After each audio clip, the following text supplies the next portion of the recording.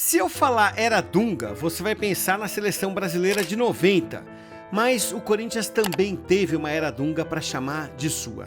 O Dunga estourou no Inter de Porto Alegre no começo dos anos 80, pintando como uma baita promessa, porque veja, em 10 anos da base foram 11 títulos.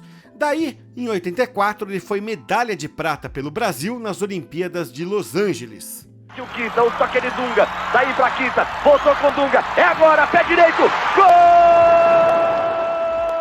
E foi justamente nessas Olimpíadas que a história do Dunga começou a cruzar com a do Corinthians.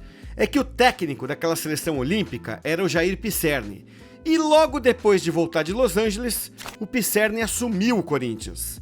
E ele chegou dizendo, olha gente, aquele moleque, o tal de Dunga, que vocês viram nas Olimpíadas, tem bola para jogar em qualquer time do Brasil, viu? Bom, um mês depois, em setembro de 84, o Dunga foi apresentado.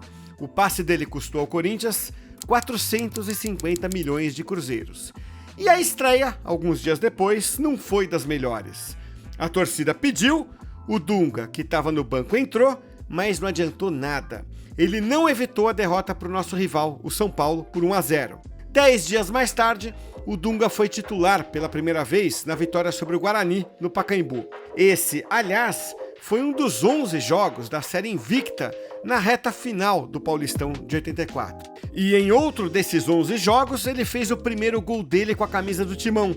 Foi nessa bomba aí de fora da área na vitória sobre a Portuguesa. Bateu de lá, gol do Corinthians! Dunga, camisa 7! Mas, peraí, contando assim, parece que foi aquele conto de fadas. O cara vem do interior, vira titular, manda beijo pra torcida e liga pra casa pra mandar a família assistir aos gols dele nos gols do Fantástico domingo à noite. Mas não era isso não, o clima não era nada disso. Pelo contrário, o Dunga tava pistola com o Juan Figuer, o empresário que arquitetou a vinda dele pro Corinthians. Porque a conversa do Figuer tinha sido a seguinte, olha Dunga, você vai pro Corinthians ganhando menos do que ganhava no Inter, tá? Lá a gente logo arruma um aumento e aí, no ano que vem ou no outro, eu arrumo um clube pra você na Itália, ok? Bom, isso ficou só na promessa. Talvez ele até pudesse estreitar a relação com a torcida se tivesse levantado uma taça. Mas o Corinthians ainda perdeu do Santos e fechou o ano de 84 com o gosto amargo de ver o tricampeonato paulista escapar na última rodada. O Corinthians decidiu montar no papel um timaço para 85 e o Dunga, mesmo novo, era um dos nomes que a diretoria citava quando falava em elenco forte.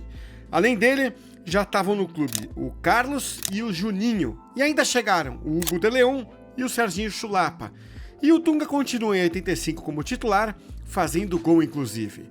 E se você gosta de ver coisa antiga do Timão, já deixa o like, se inscreve aqui no canal, porque o Memória Fiel nasceu para isso. Bom, o Dunga estava indo bem, mas pintaram pedras no caminho. Ou melhor, torres no caminho. O capitão do Tri, Carlos Alberto Torres, chegou como técnico com aquele estilão linha dura. E não demorou para ele sentenciar, o Dunga não tá bem tecnicamente. Bom, o Dunga não chegou a ir pro banco, mas chegou a ter que se defender muito mais das críticas. E junto com as críticas vieram os fiascos. O supertime naufragou no Brasileirão, que em 85 foi no primeiro semestre, e por isso mesmo teve troca de técnico. O Torres caiu e entrou no lugar dele o Mário Travaglini, que era muito mais conciliador, mas não adiantou muito tentar apaziguar. O ambiente interno já tinha azedado, era treta toda hora naquele elenco. E uma delas foi entre o Dunga e o vice-presidente de futebol Antoine Gebran. Olha as palavras que o Dunga usou na Folha de São Paulo para desancar o Gebran, que era um dos chefes dele. Fofoqueiro, vaidoso e inábil. O motivo se tornou público, viu?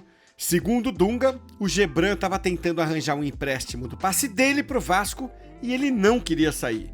Dias depois, o Corinthians foi jogar uns amistosos nos Estados Unidos e os jornais contaram que, na viagem, o Dunga e o Gebran nem se cumprimentavam. E com tanta turbulência, o ano de 85 não poderia acabar bem. Na última rodada do Paulistão, era só ganhar do quase rebaixado Comercial para chegar à semifinal, mas o time conseguiu perder. Daí, com a eliminação, a diretoria começou a bater na tecla de reformulação total do elenco. Foi nessa que o Dunga se mandou. Em meados de dezembro de 85, sem muito alarde, o empresário Juan Figuer, representando um grupo de banqueiros suíços, comprou o passe dele por 400 milhões de cruzeiros. E, por ironia do destino, o Dunga foi vendido no mesmíssimo dia em que o Gebran foi demitido. Dali, ele jogaria no Santos por empréstimo em 86 e depois, veja você, no Vasco em 87. E depois ele iria para a Itália, Alemanha e outros países. E nem precisa citar a trajetória do Dunga na seleção nas Copas de 90, 94 e 98. Mas o ponto curioso é esse. Um cara da envergadura do Dunga passou por um clube da envergadura do Corinthians e vai entender, simplesmente não deu liga.